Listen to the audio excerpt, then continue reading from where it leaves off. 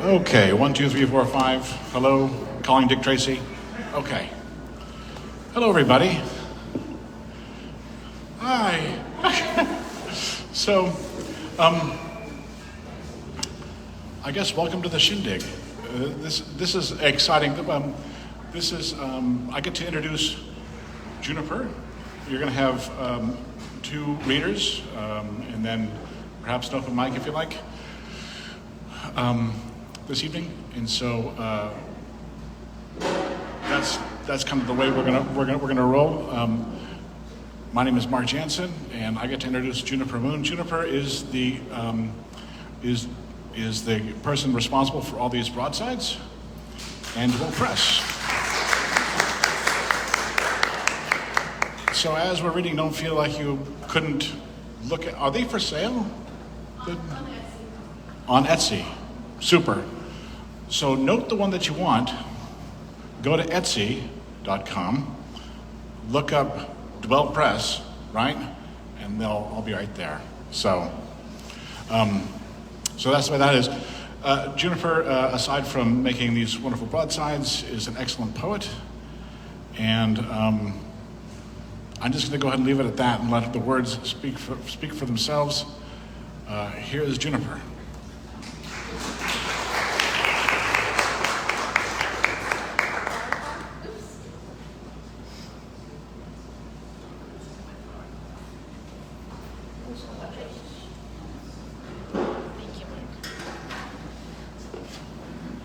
It is lovely to see everybody here. I really, really appreciate it. I'm grateful to Manna for having my art up for the month of June. Can you hear me okay? Thank you. Having the art up for the month of June, Dirk and Ben and Jennifer and Alex are all wonderful. I'm grateful for my family that's here, Heidi and Ron and Cleo, and all of my friends. I just really appreciate you joining us. It means a lot to have my art out, especially when I spend so much time alone creating for various reasons. I have a lot of poems that are not as bright as the broadsides. So they're kind of sad, up and down, William Blake, joy and woe, but we'll get going. Today's answer.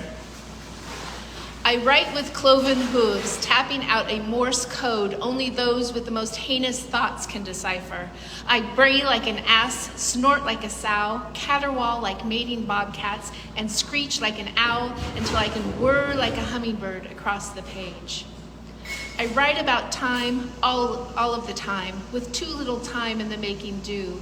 A 10-pound watch on my wrist anchors me, reminds me what I've wasted, how much might be left. I write to obscure, how freeing to become unknown to yourself. I imagine a nameless bioluminescent sea creature deep off the Pacific shelf, the original black. Yet it is as evidenced by the glowing smear of its existence. So far from mine, yet the same in this moment. I am the indigo synesthetic smear across the page, delineated by white space. I write for the startled coyote's vows, chicken clucks of tut-tuts, the crow's cacophony of monosyllabic verbosity. I write to orient this body to the topographical map of another's body. I write because I am alive. I swing from topic to topic like the squirrel high wire act, sustenance through hilarity. I write like the black bear on the ridge trundles along and pauses to sniff. Like the great blue heron meditates moments before tasting the fish. I write like a bat caught in a room, flapping around erratically, around and around, until the window of my mind is flung open to the night sky. I write because my dog died. I write because I cannot fly.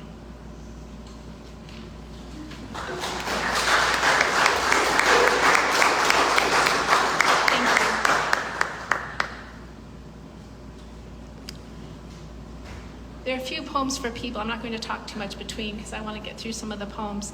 This one I wrote a while ago for Eleanor. A room in my mind. Joy and woe are woven fine, William Blake. I want to write a happy poem, I do. I do and don't love you.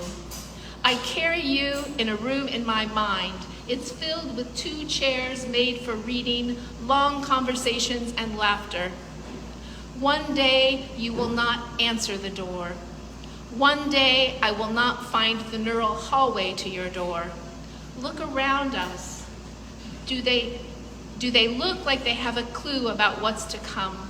Their stone faces skipping the surface tension of conversations all day long, as if we'll always be here for each other, like the sun and moon, lighting what needs to be lit until we are not. Regrets must be moved with a shovel. Love moves with a glimmer in the eye, a whisper, the lightest touch. I stand in dusk's golden light, overcome by birdsong, swaying trees, and the small dog with her nose to the wind. Yes, there are the basic mechanics of bird flight, lift, drag, thrust, and yet as the silhouettes of birds rise and fall, winging their way across the field, it's as if Blake's contrarieties propelled the small forms, lifting and dipping on waves of joy and woe, braiding love songs and feral grief. There are openings in days we cannot comprehend, syllables of grief uncounted, the logic of coyote yips. How in a world of more than 8 billion breathing bodies our paths crossed? Yet they did. And when I looked into your eyes, I found someone I didn't know I was looking for. Someone that shares laughter and wants to do better. You have a room in my mind. It's a short jaunt from my heart. Dear one, I'm so glad you exist.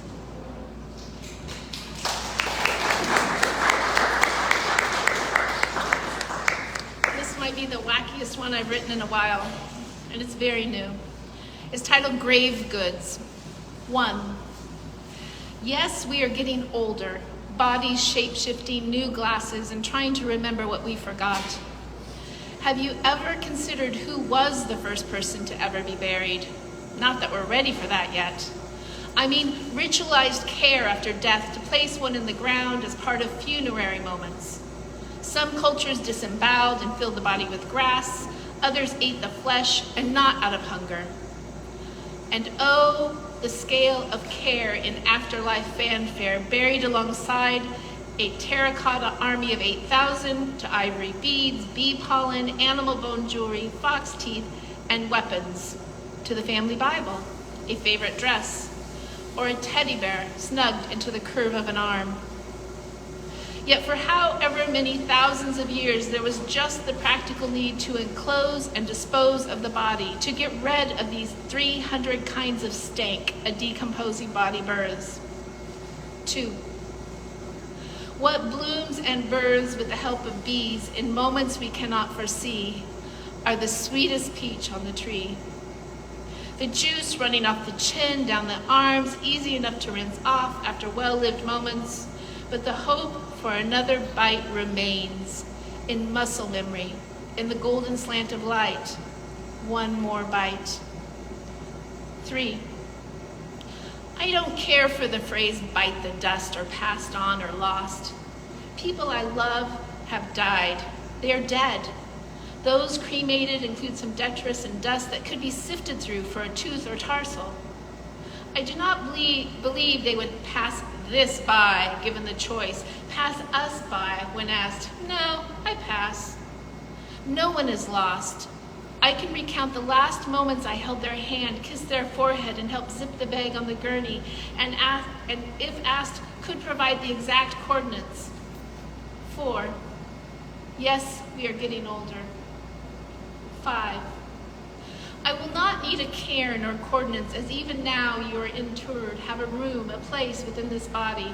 There's no delineation of you and me, where you go, I go. I have prepared a burial basket within my rib cage. Look into my eyes and you can see. 6. See? What grave goods catch your eye in this life will be cataloged and shelved, ready for you. Gaze at the glimmer of the hummingbird's gorget as it flits around. Smell the lavender and hear the thrum as honeybees work. Feel the give of your favorite chair in the living room. Hear the rush of the river after a good rain, and feel the lub-dub of my heartbeat for as long as it does. Always, always, and ready. 7. Ready in a heartbeat, for what dies lives on in the cemetery of flesh and bones, memories embalmed, as we continually care for our dead. For every falling apart, there's a gathering, births and bites and coordinates. 8. What will we see? Are you ready?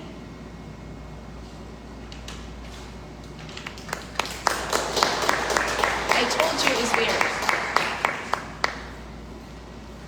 I'm going to read a pair. The first one's the vernal equinox, and then I just finished an autumnal equinox for my brother. I want to read both. Vernal equinox. One must pledge allegiance to the darkness while trailing the long arc of winter. Owls call down the valley, boots crunch in snow, a peacock feather enameled with ice glistens on the path, and the small dog shivers beside me. I can almost hear the labored breath of the winter-blown trees, sap frozen in slumber. Each one of us knows the feral noise we make when we meet loneliness face to face. Think dead hummingbird in your palm. Grief has no beginning or end. I whisper tiny vespers, light-handed scribbles of breath on night sky, but this does not make them so. It's difficult to say which is harder to carry, the shooting star or the black hole. 1.68 million breaths in an average lifetime, and the heart beats 100,000 times a day, until it doesn't. Think placing his body on the gurney, the zipper running the length of him. The moon has her hands on everything tonight, a sweet taste of what's to come. The coyotes' gossiping cries conjure sunlit dreams, sheets drying on the clothesline, sun-warmed tomatoes bursting between tongue and palate, and dipping bare body in the river. But now, frozen soil, decaying leaves, moonlight on snow, silhouettes of trees, coyote shit on path, all mulch, as being fully alive, is found in the meticulous mingling of the dead and not dead. Think verdant snowdrops spathe and stem, reaching through muddled darkness, midnight snow.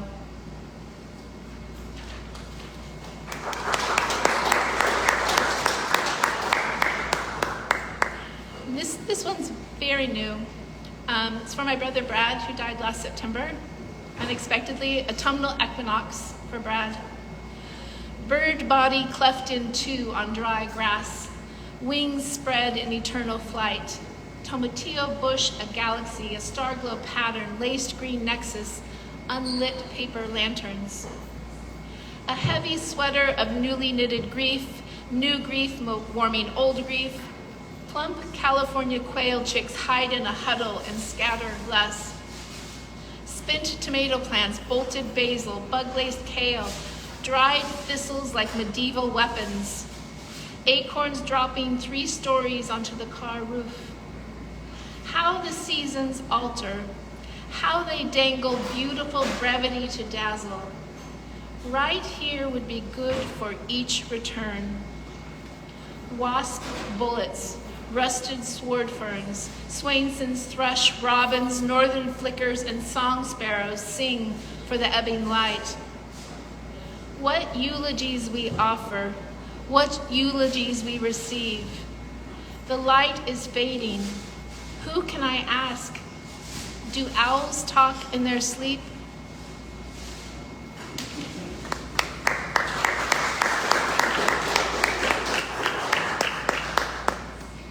I always ask my brother the random ask questions, so that's where the last line came from. And this one's titled 13 Questions for a Dead Brother. I know I've asked this one before, but the LBB that comes at dusk and mesmerizes before I can pick up the camera and adjust the lens. What are the most common ones?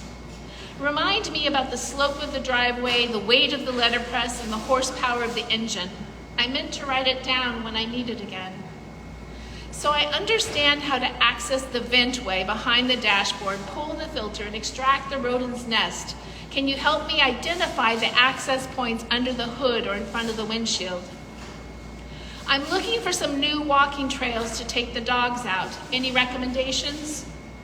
The car is making a wheezing sound on the left side when I let off the accelerator. When I call the shop, what should I tell them might be the problem? I imagine the house papers are signed and I have keys in hand. Who will help me move next time? So what section of Tufte's information graphic treatise addresses this topic? What's the name of your favorite crab shack again? What's the best route to take to see the most wildlife and birds around the peninsula? Where are the most owls geographically located? How should I handle the aggressive hummingbirds at the feeder? What do you suggest to do about the squirrels eating all the suet?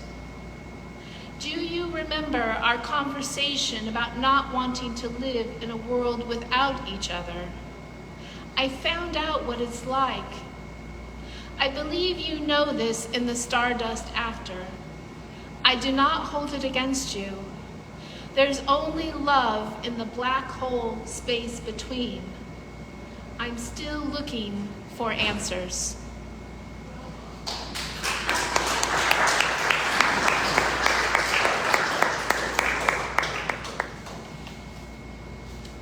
Something to keep in mind on this one is that there's two parts. To keep in mind, the second part, my dad has Alzheimer's. Had. The trouble is, 1, we cannot see it coming like a hummingbird whirring its way to the feeder, appearing as if transported between realms, magical and the daily making do. No, let's see. We cannot see it coming like the accident that sends your life spinning. Yes, that's closer. Cannot see it coming like the vestigial organ rupturing and feeling better, not worse, lying low until the bacterial levels are so high. You drive yourself to the ER because something's not quite right.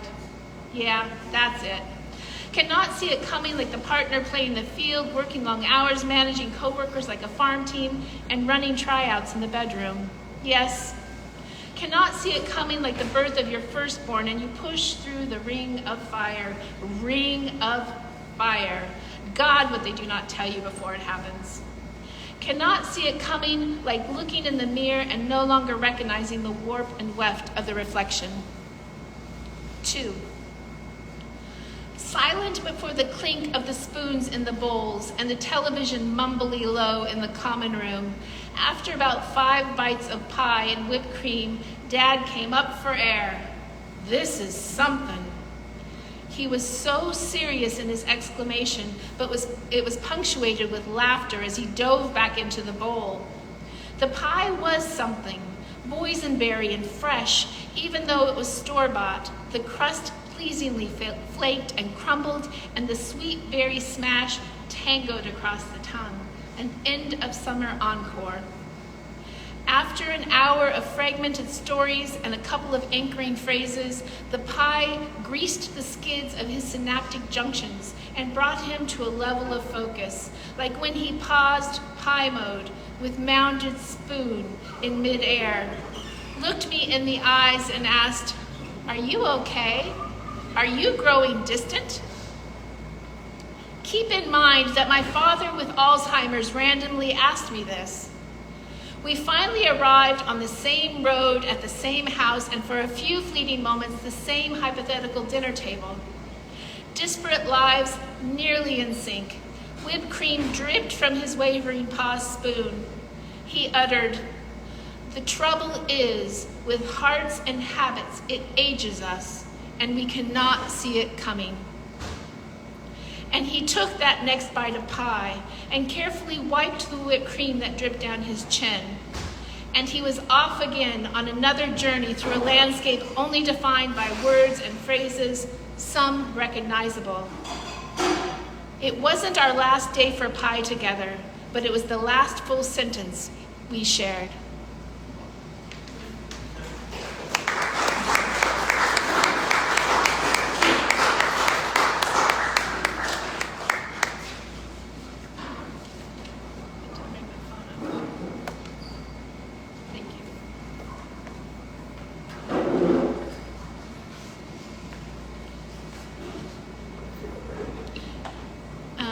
shifting individuals, lay of the land. Intensive care unit, last shower. I hadn't had an update since before my first class of the day. Students came and went. I said things, words. My attention was elsewhere. I raced down the interstate while listening to his words on CDs, to stand before him breathless in my blue blouse, silky but not silk, black slacks, and favorite heels. Most nurses knew me by first name, no longer assumed I was his daughter. Buzzed me in upon sight. We laughed the first time we read Paramore on his chart beside my name. Being able to bathe alone was his ticket home this time, a short distance from there. Tiled walls the color of milky sea foam. He was positioned on a shower chair, a towel under him, open in front, loosely covering his thighs when his eyes met mine for the dance to come. Pipes hummed as the warm water rained down on his bare body, and he shivered and moaned with pleasure in the steamy spring shower falling on us. Unlike at home, the warm water went on and on. Unlike at home, he matched my full gaze. Unlike nowhere but home, I did what a beloved does, giving something to hold, something to caress. From the top of his head and the rough last haircut I gave him, down to his untamable ticklish toes, I lathered and rubbed small circles of knowing down the once trail of a lover's tongue.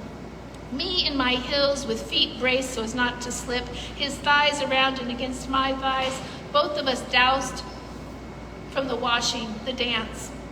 I moved down and up his body. His soft moans could have undone the most hard-hearted. There was low laughter and more laughter. He was so pleased my shirt had turned translucent and drooped and draped. The only time our eyes parted were for his glimpses, what he called his old friends in his raspy whisper. We were alone in our own ordered world while machines whirred and puffed and the nurses talked at their station. There was no mistaking what was offered, what was received. I have become a scholar of a million tiny understandings between two bodies. Attention is a just offering amidst beautiful failings, one breath, one touch at a time. Hard to believe some meted out a grain of salt at a time, if at all. We lived many lifetimes in those gathered moments. I still am. I am never finished tending my dead. I have no regrets.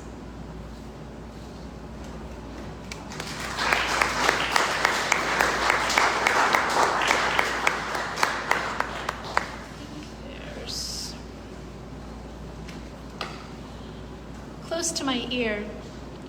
Close to my ear, memories become thinner and thinner over time. Seduction by shushing Salish sea, evening light on Madrone, and sake poured to the rim. I would do it all over again, because what lies dormant, because on the page truth doesn't belong to one place and time. It hurts to look at the small gods who formed us through the mire. We mustn't lose count as every mountain exhales and draws breath.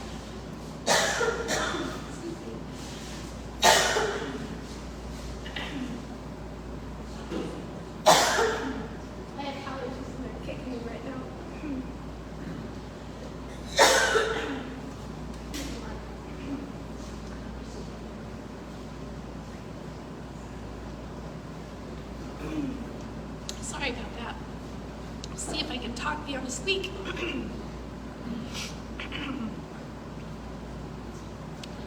Close to my ear, memories become thinner and thinner over time.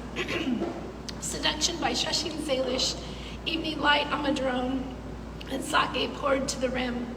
I would do it all over again. Because what lies dormant? Because on the page, truth doesn't belong to one place or time. It hurts to look at the small gods who formed us through the mire. We mustn't lose count as every mountain exhales and draws breath. Every cloud dissipates, falls. Desperate, we try to forget. We imagine another day, until the muddy smell of death recalls us to this valley, the island of three, the moment where the last breath let go. It's easy to forget that loved ones have always died. My grief is a profound pattern of catch and release, an insufferable shade of false immortality, like being married for a minute in memory and metaphor. We were never young nor innocent together. Our start was your ending.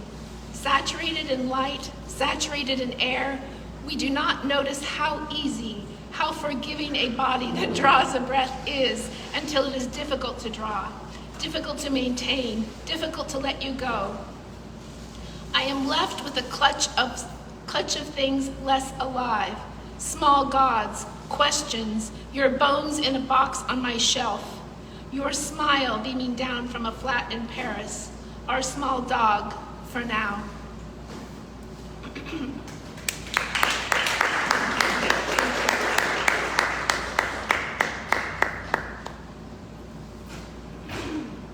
It may get better, it may get worse. Even the moon, there's only a few more to suffer through the Kermit the Frog voice. There is an epigraph by Neruda. Even the moon. I love you as certain dark things are loved, secretly, between the shadow and the soul, so intimate that your hand upon my chest is my hand, so intimate that when I fall asleep it is your eyes that close. Neruda Sonnet 17. I cup my hands to catch your words that run over me like water, to hold the beauty that rides the wave of your breath for a stanza or two. A wash of sensuous syllables, an iridescent plea between moon and tide, before it dissipates, from glistening word beads to dry, empty palms. Sometimes I have the great notion to jump into these waters and drown, for even the moon slakes her ache one tide at a time.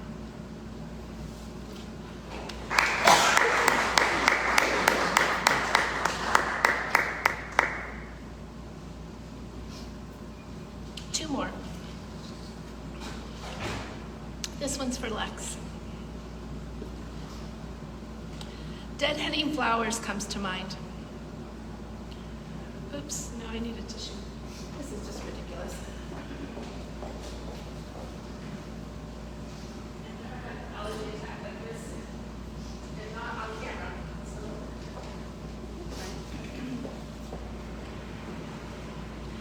Deadheading flowers comes to mind for Lex.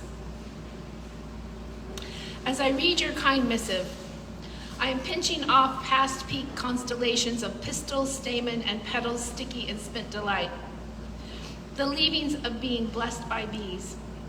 They come and rollick in the goodness to be found, dress themselves in golden garb, get gobsmacked on nectar and sunlight, and move on with an almost imperceptible wobble.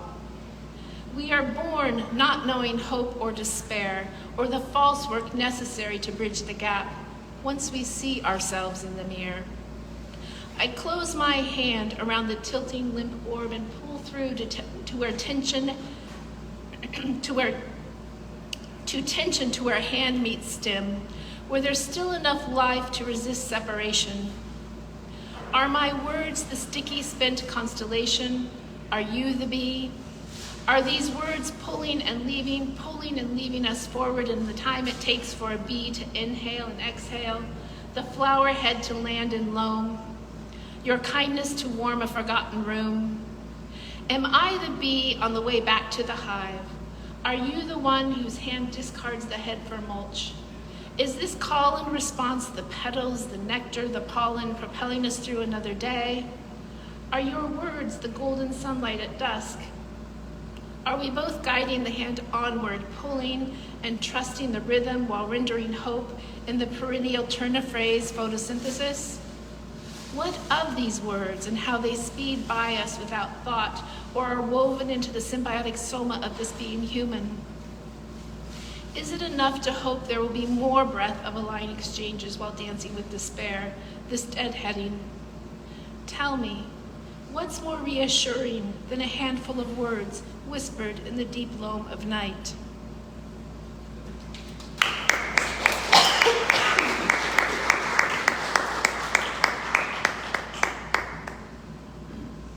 Something in here is really getting me.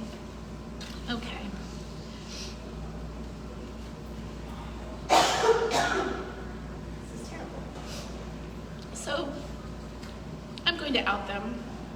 Richard and Eleanor's anniversary.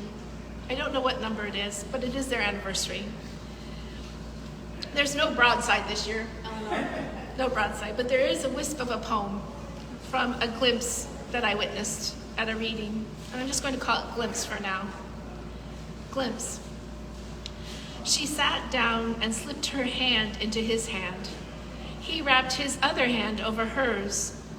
There was a glance and a smile exchanged, seemingly a knowing of what has been, what's to come. Each will be there in their bright brilliance, ready, side by side, enfolding the day, the night, and moments together, never having to look over a shoulder or wonder who their person is. Just being together. I am moved by the fluid motion and intimacy of the moment amidst a roomful of no other observers. I see what is possible.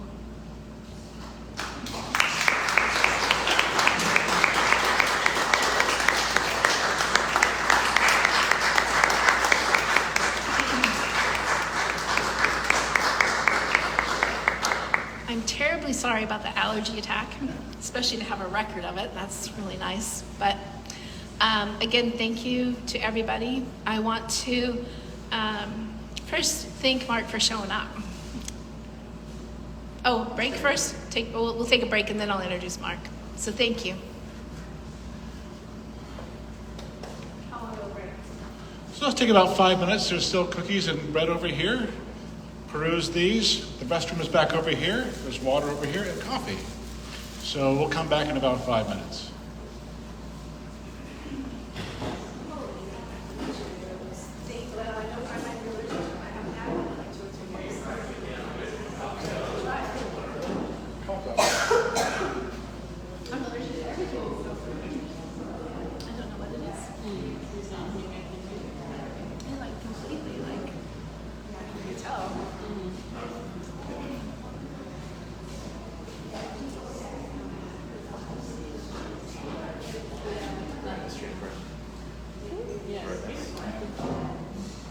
Sorry, were you here when I didn't acknowledge you as family?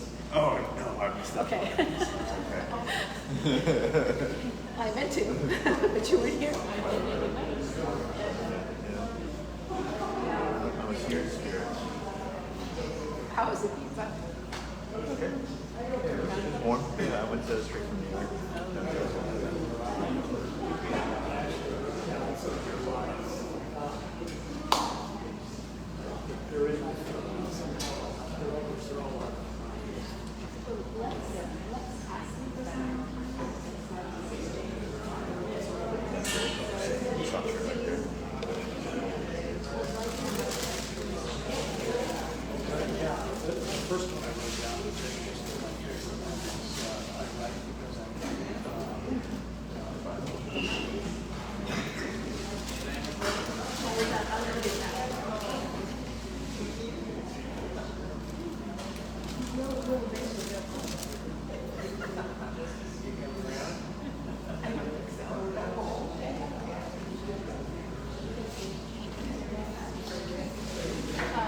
Mark gave me a couple, and I haven't had them in about 3 years. I'm not sure if I'm allergy attack.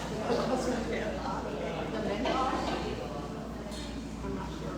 It feels good. I'm not sure. I have my ibuprofen.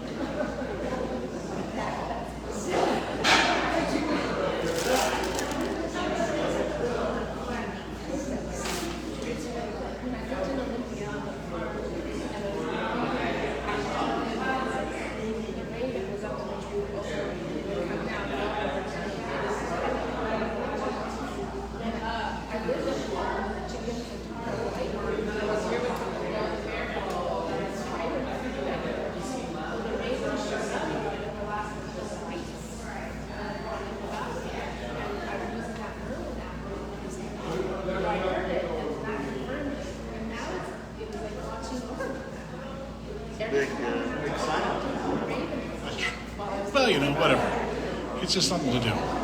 We got it going.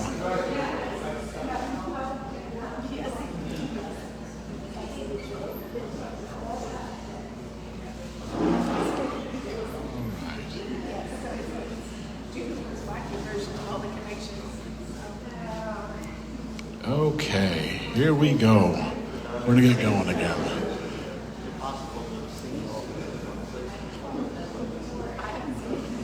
All right. So, okay. Hello, everybody. We're gonna get going again. So, oh. Wait, who's that? Wait, who is that? Juniper's going to introduce me now.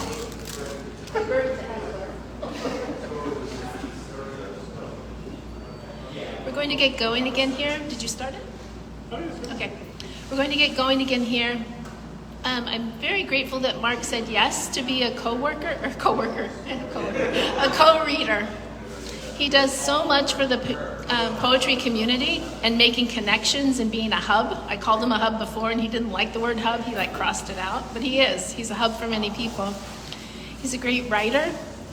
He's a friend to many people, and he's active in the community in many different ways, including roughing soccer. He has so many poems about the local landscape or landscape that along, is it Highway 101? Down the coast. Sure. Okay. The highway down the coast, California, trains, city streets. But the ones that move me the most are about his family. And I can tell typically often when his voice changes. And I hope he reads some of those tonight. But please welcome Marc Janssen.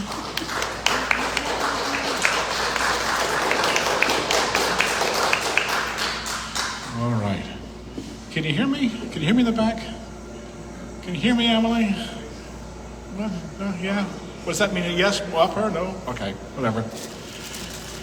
You can always come forward. So, I never really know how to do, what to do with these. So I write a lot of series. I write a series of poems. And so I thought I'd read 2 of these series, in each of these series. But I wanted to start with some poems that weren't by me.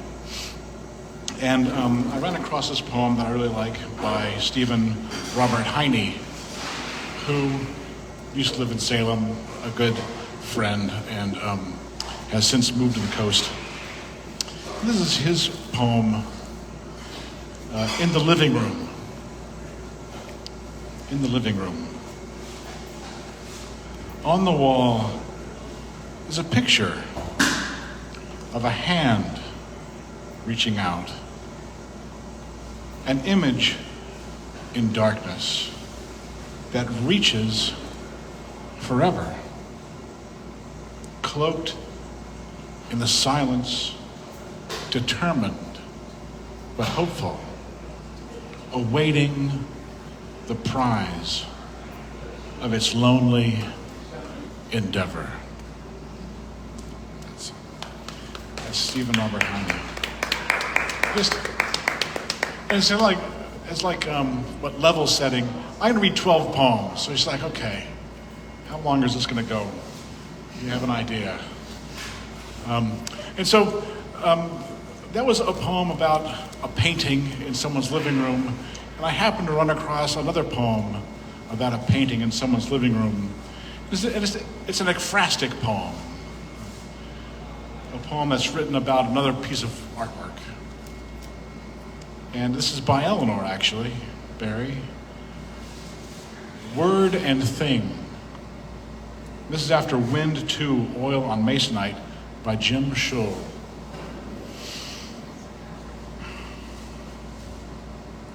The painting, a coastal landscape, is titled Wind. But the word I think, gazing up at it from the living room wall, is anvil. Definite shape of the dune that thrusts clear across the view. I've never seen an anvil save in a living museum with staff in period dress. How is it then that any instance of its distinctive shape calls up its name as if a blacksmith hammered iron across the street? The thing long gone from daily life, the word has stayed and spread, attaching to whatever shares the shape of a flattened tusk, from thunderclouds to the tiny bone in the middle ear. But worrying the word, I get mere silhouette. This black text on white page, I've left behind the painted scene, the scrubby shore pine, roots exposed, trunk warped horizontal by the sea wind, bending its full length down across the wind-carved body of the dune.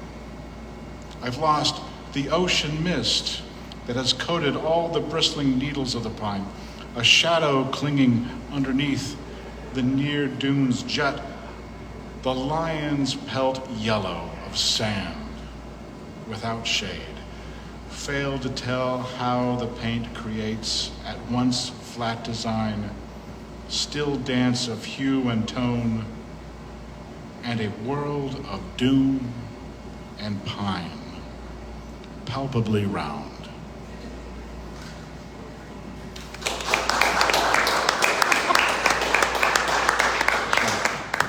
She didn't know it was going to be the Eleanor show today. That's just the way it turned out. So in 2022, Cosmos Journal had a themed issue called The Four Freedoms. And they solicited people to write poems about the four freedoms that were found in one of FDR's speeches, which is a good speech if you like to listen to FDR talk about four freedoms. So for like a month, I wrote nothing but four freedoms poems.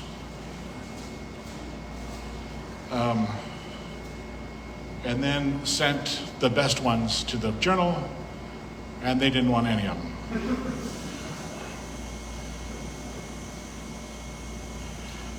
So we're going to go ahead and read two of them.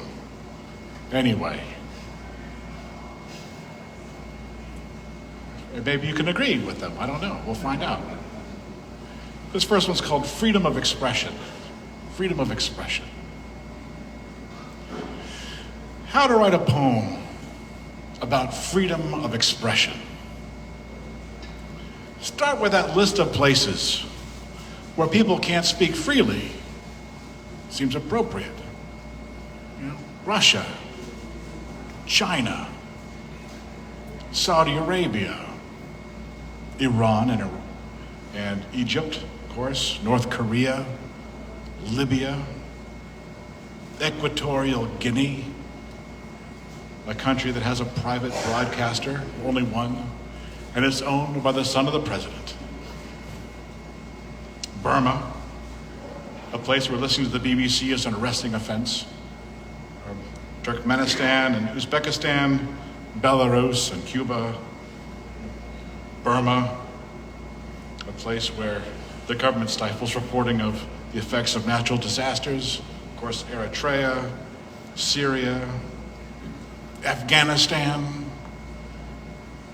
where journalists are murdered for reporting on the ruling class's corruption.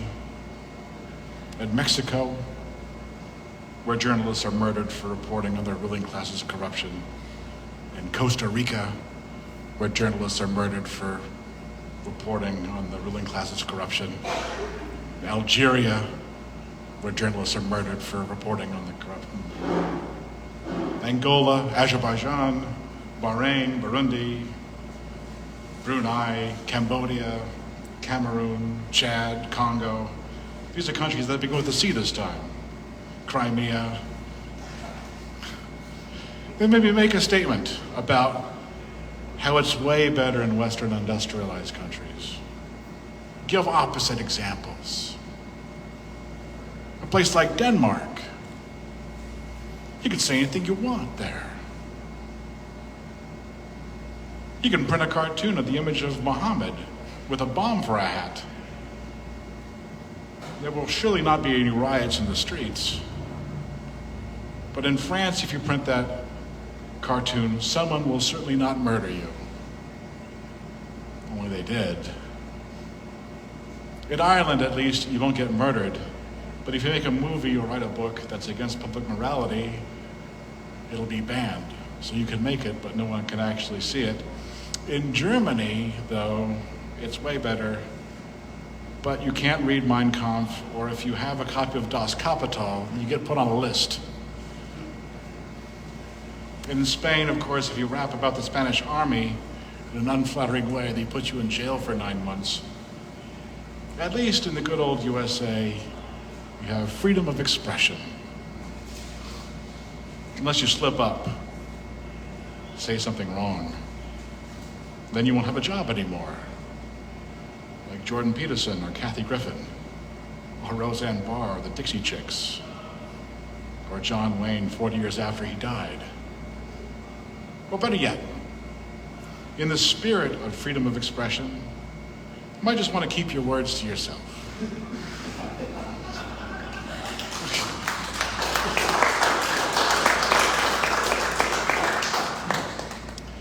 So I'm going to read this poem, which I probably shouldn't, but I'm going to do it anyway. By request, by somebody who isn't here. So that's okay. She can watch it on the live stream. This is called The Third Freedom, number 2, Freedom from Want. Freedom from want. Do you know what I want? M&Ms. They are so delicious, so nice, small and colorful, cheery. Everyone is happy when they get M&Ms. Like if someone is crying, sitting on a park bench, alone in the world, an abject figure. This is their lowest point. I might sit down next to this person and ask, what's wrong? And they might say, I have diabetes, and tomorrow the doctor's going to take my foot off. And then I'd say, here, my friend, have some M&Ms. She probably did it right there. But there's more. Then they would look at me. It's a mixed look. So many emotions. Tears and happiness at this wondrous gift. I would walk away, and they would eat the M&Ms. It's a beautiful moment between two people. Two human beings walking this earth together in peace with one another. Of course, one of us is walking a little bit quicker than the other one, but the two of us are walking nonetheless. Today, the two of us are walking. Not so much tomorrow. And when this guy hobbles home, he'll have a story to tell. A tale of shared humanity and the milk of the cocoa bean, lovingly held in a hardened candy shell. That candy coating is so shiny, people just have to smile. He's happy, sitting on that park bench, a sloppy grin on his face, and a belly full of M&Ms. And tomorrow he'll begin his life as a Unidexter. It's a whole new world, a new fantastic point of view. Going forward, when he pole vaults or plays kick the can, he'll have to favor the other leg.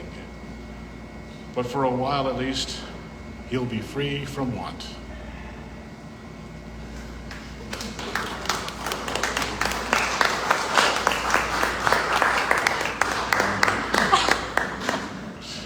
I don't know about that. Moving on.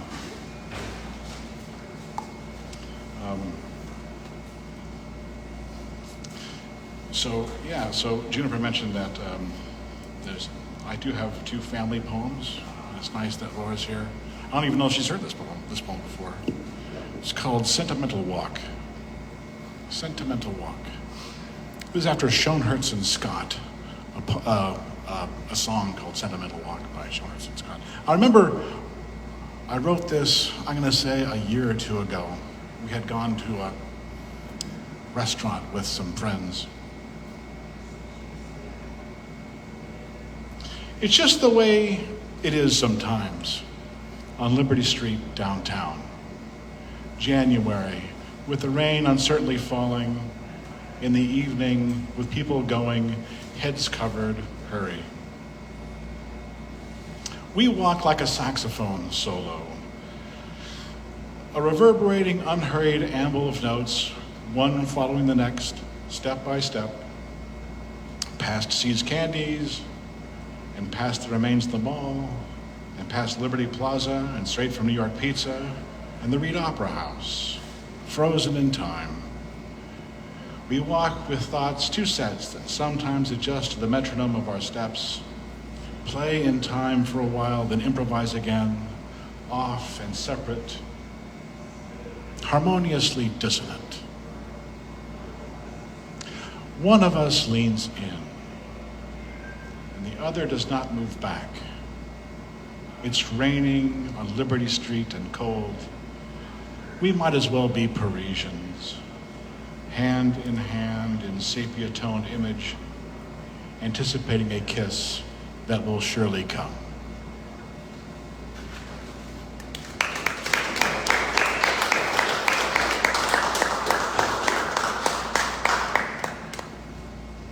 This is called, second poem here, 20-something years on. And this is a poem that's about, 10 years old or something like that. At least 8 years old. This is after a song that probably no one in this room has heard by John Anderson called Animation.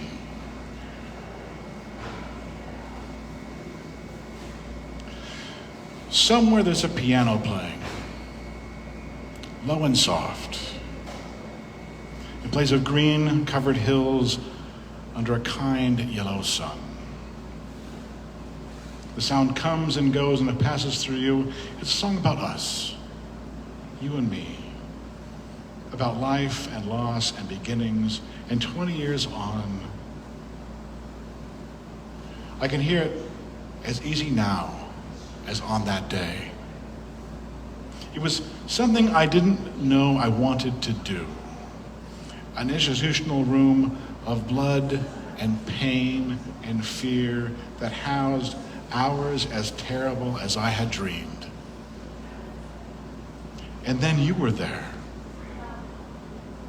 Delicate kicking legs, heart beats and clocks on her first day, her first sound and delicate shells, and red fingers, opening and closing, opening and closing, opening and closing. The moment I looked at her face, that minute under the sun with us together in space, a moment of more than history, more than mere discovery. I can still remember holding that bundled riddle, calmly looking up at me. What now? If I hold my arm in a certain way, I can still feel that. What will I do now that I have to love wet skin and wispy hair? It's the scariest thing in the smallest package, breathing, and after a while, with a powerful yawn, slowly surrendered herself to sleep, and I held her in white blankets. How could I succumb so completely, be so capably captured? Tell me of something our forefathers tried. I'll tell you nothing compares to the birth of a child. Men are such amateurs. We disappear when faced with that awesome power of creation. And I was there beside my loved one, my wife. I didn't know what to say then. And I don't know what to say now.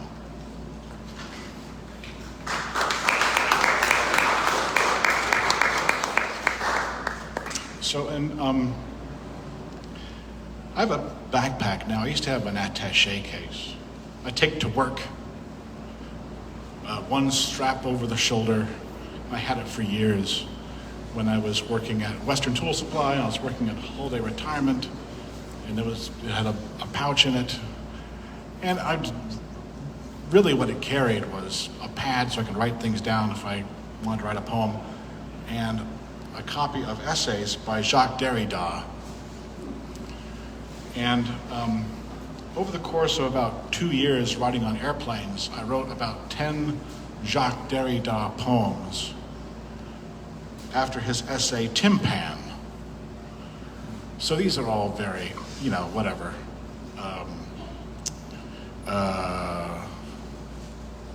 Hoity-toity, I guess. That's the word I'm going to use. These are hoity-toity poems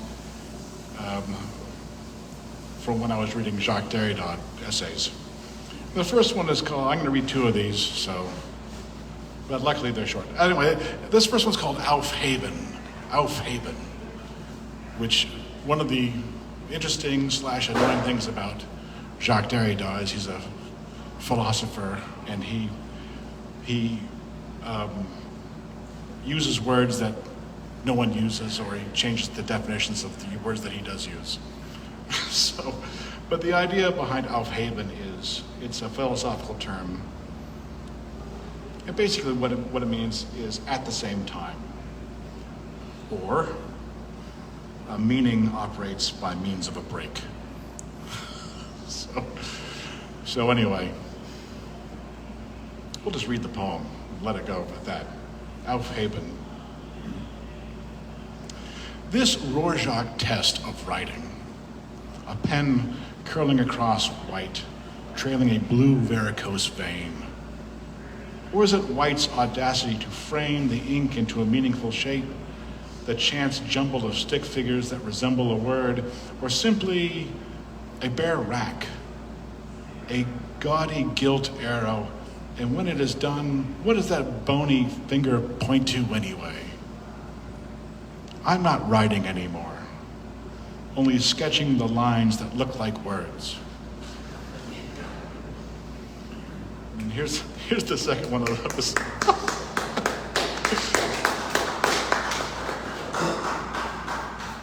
This is called The Glorious Cadaver. Some poems are better like read on page, and some are like, really you should be able to do both. Anyway, this is a poem about reading something on a page. The Glorious Cadaver. You who read these words, feast on a glorious cadaver, an already obsolete collection, a chance gathering of syllables made obsolete by yesterday's observation, last week's dictionary. Yet, these words are as alive as I, a breathing creation, the only creation I'm capable of. The ugly child of dreams and love and hope, sent on their way into a snowy and inattentive world, words on their knees begging for wholeness, an empty space waiting for life. Please, at least for a little while, let them live.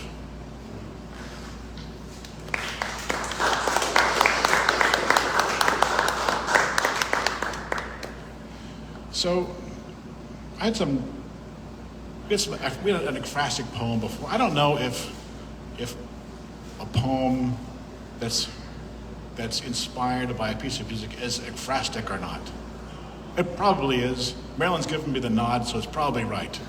I'll believe you, Marilyn. There's a piece of music by Will Ackerman called Driving. And so I wrote a number of poems from that piece of music. It's kind of like a writing exercise for me. You just play it and then write. And some people notice I have like this little booklet here. And I think Dale said, that's, it's plagiarism or whatever. I'm like copying people's words down, whatever. And usually I think I come back to it like 3-4 weeks later or whatever, and all the context is gone. And the other problem is that I can't read my own writing. And so this is a poem called Nebraska of the Inner Eye, which is not what I wrote down in the notebook. It looked like Nebraska the inner, but there's no way that I wrote that in there. Anyway, this is called Nebraska of the Inner Eye. Don't wait. The ground is ready. It's already moving, sprouting, blooming, ripening, rotting.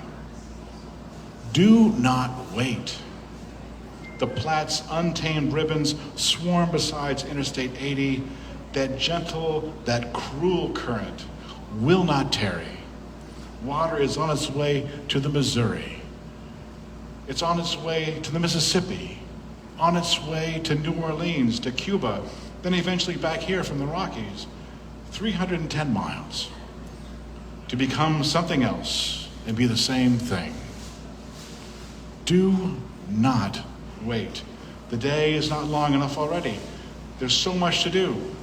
Reading, loving, living. The afternoon is slowing. Do not wait for the sun to evaporate, because then it'll be too late. You can see the lights coming in from the field, lights sweeping down I-80. There are lights and there are lights. There are days and there are nights for each of us and for all of us, and it's too late.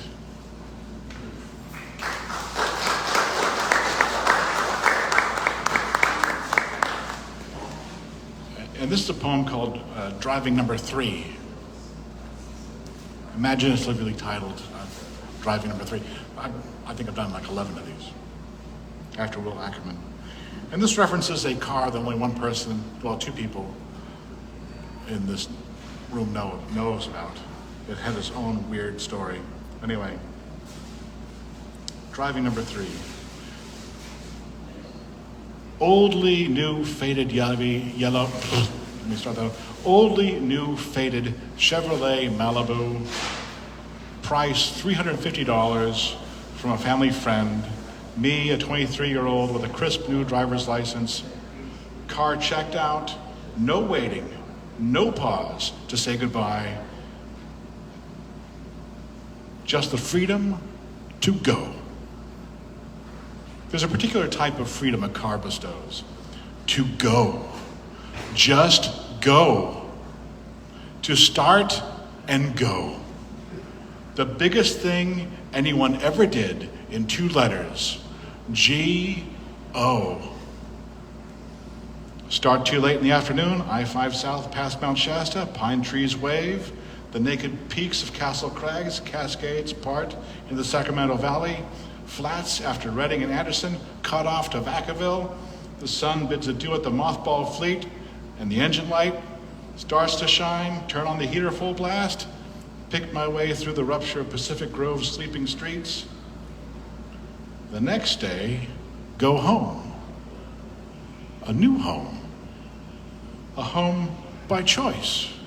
A home on a couch. A home nonetheless. The motor starts, the wheels turn. The sound of gravel crunching on the driveway as the car backs up, then change gear, and the engine changes its tone into a new possibility.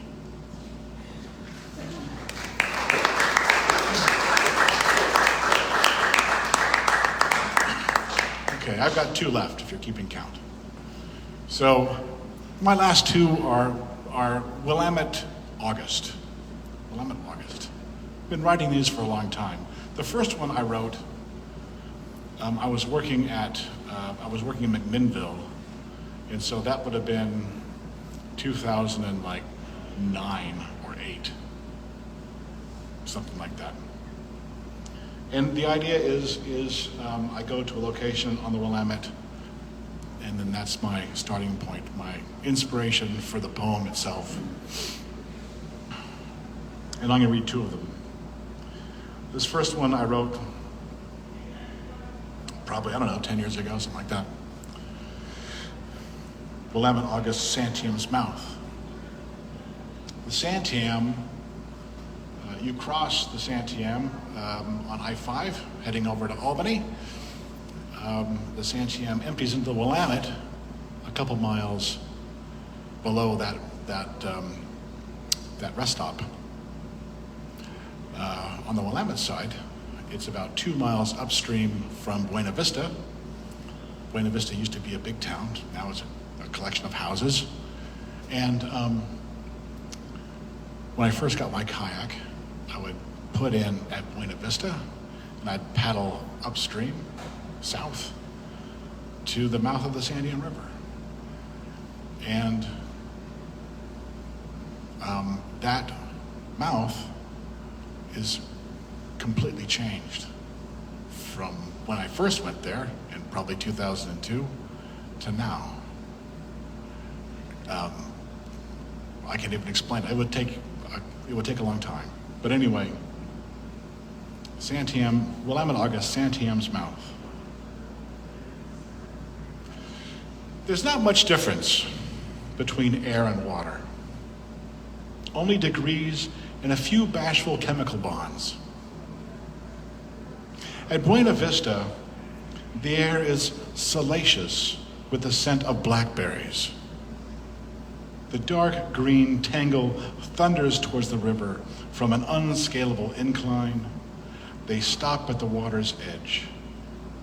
In the same way that the air floods the Willamette's flat surface, unable to penetrate.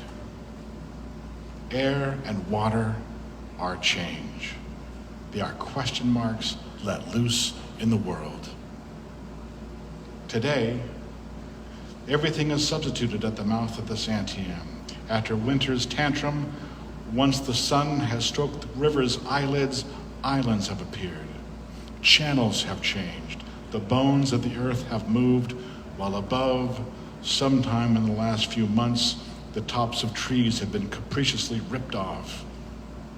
Air and water are chaos that do the most damage when they sneak up on you from behind. Standing on a bar, round rocks deposited who knows when, unstable and treacherous, a plaything. Water from the ground and springs, uncounted streams and rills, 100 miles of gravity, flows around my ankles, not able to knock me down, while the breeze emanating from the Pacific only today, it traveled over the coast range, through canyons, treetops, above harvesters hard at work, flows around my legs, not able to knock me down. Not today, at least. Not today.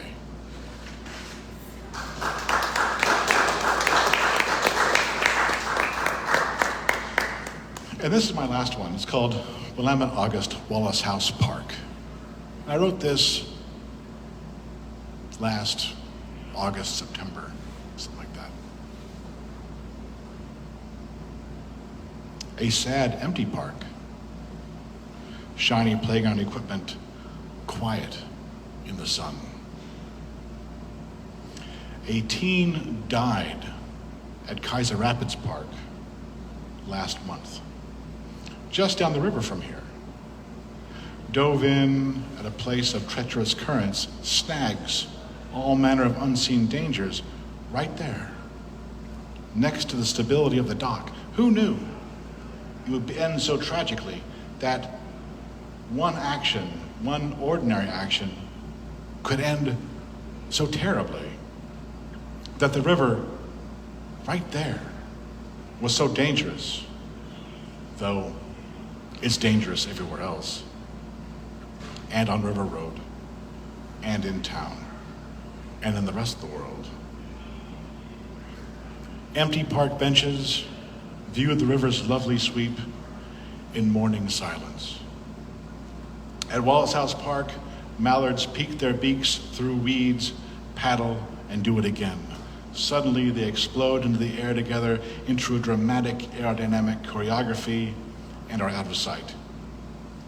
Under the water, a crawdad grumbles across the sand, leaving a track like an M1 Abrams, moves from under one weed to under another.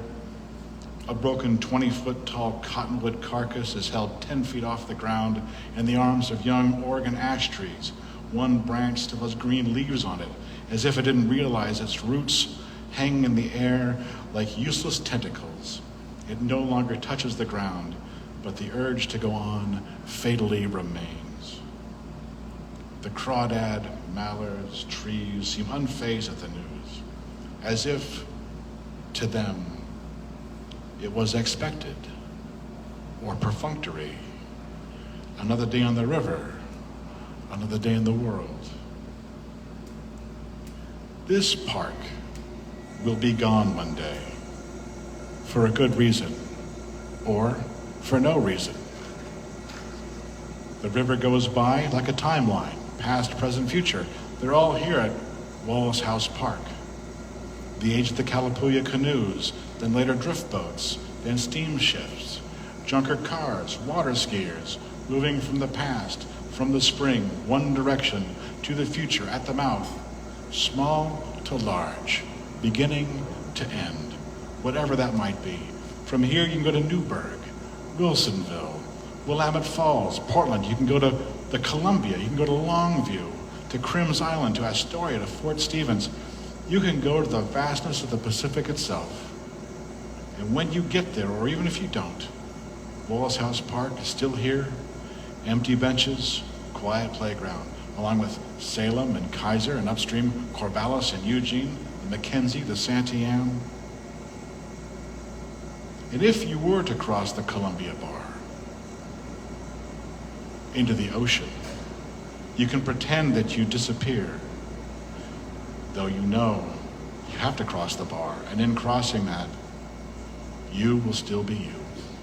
The Pacific will not be the Pacific without you now, and now you are not you without the Pacific, like anything else in the world. The future is always crumbling. The past is always terrible, or not. Or maybe you lived through that horrible past and remember it now from a safe distance. And it all happens every day, every moment, one to the next, currents and treachery, mallards and crawdads. Eventually, the past eats every future on an afternoon in August on a river's park bench. In this moment, that is either a moment that means everything or means nothing at all. Of course, the park was never empty because I was there.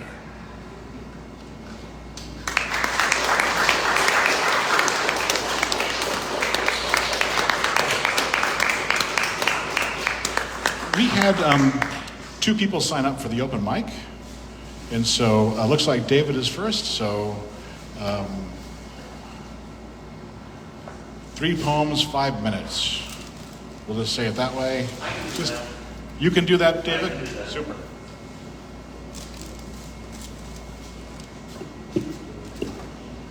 Wonderful readings by Juniper and Marc.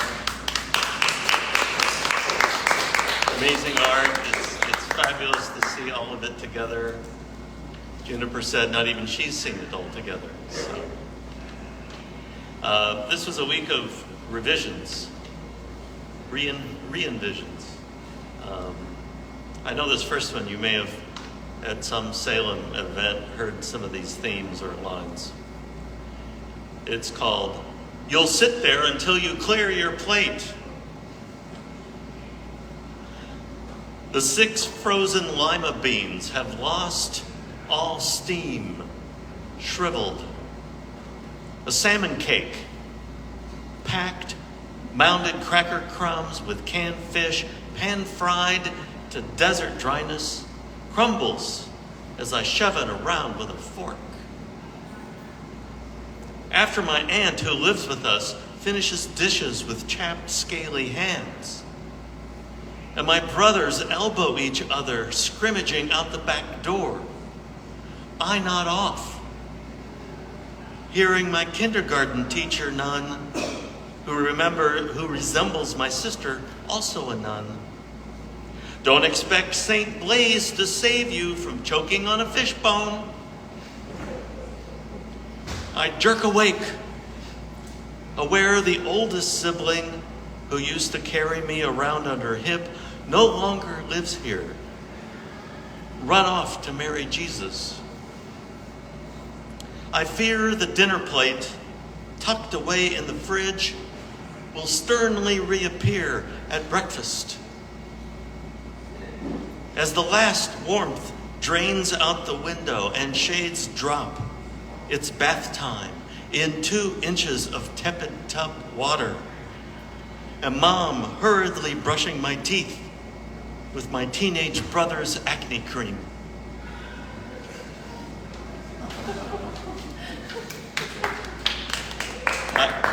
I actually had another poet that went, that would never happen.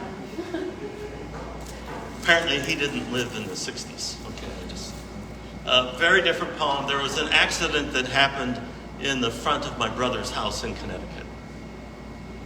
This is called The Least Worry.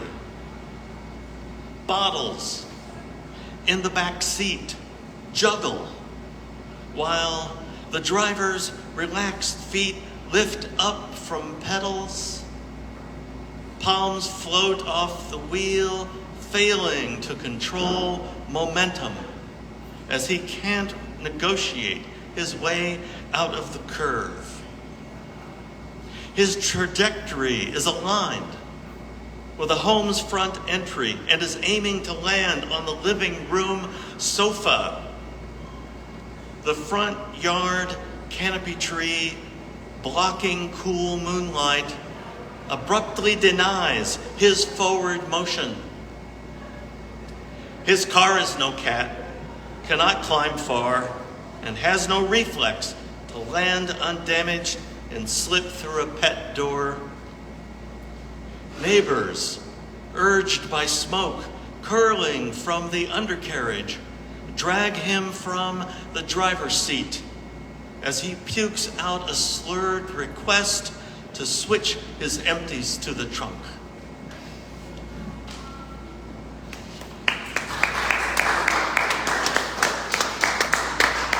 Actually happened. The last one, another different poem, Hands. The left hand is lecherous and drags its glove out at night in search of a mate. The right is the thief of butchered meat and fears losing teeth. They like to interdigitate and raise a stink, one middle finger at a time. There is a dream hand that can melt an appendix, cheat at church bingo and Rochambeau. Stillbirth creatures, poor false baptisms, lose minds. If I grasp dire reality at all, my hands know they must hand it to me and applaud. Thank you.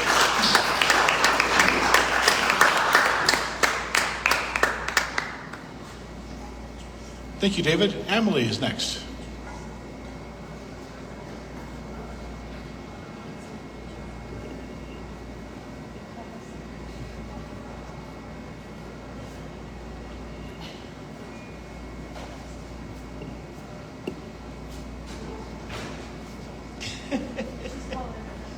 Yeah, whatever.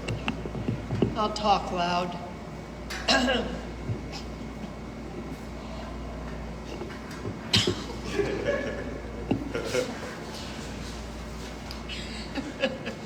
I'm going to be short and sweet because I haven't had dinner.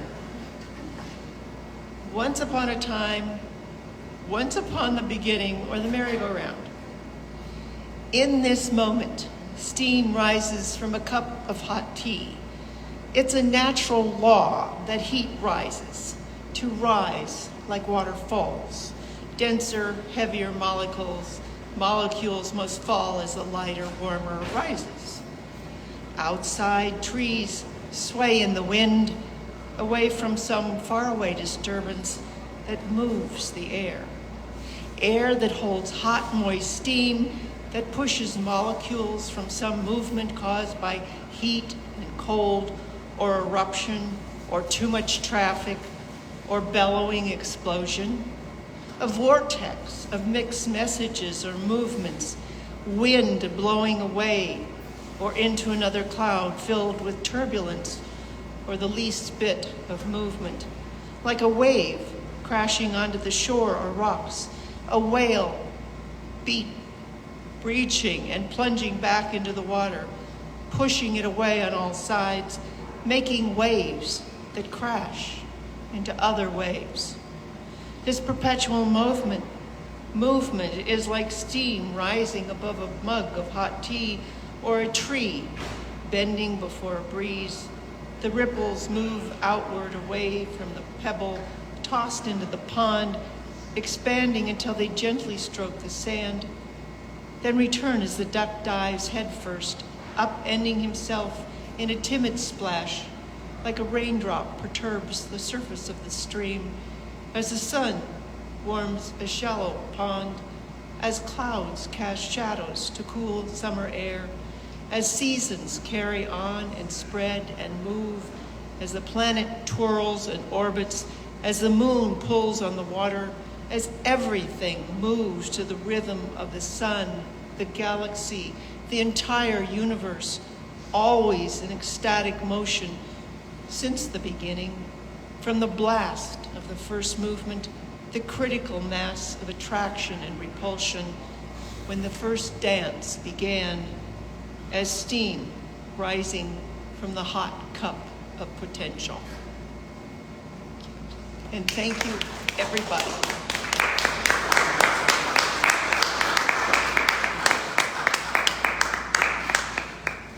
Thank you, Emily. So in this last moment that is either the most important or the least, it's time to eat some more cookies and buy some more bread and tell your neighbors about the wonderful time you had at Manna Bakery. And again, thank you to Juniper and Ben, and thank you all for coming. It was a wonderful evening, and we'll see you all next time.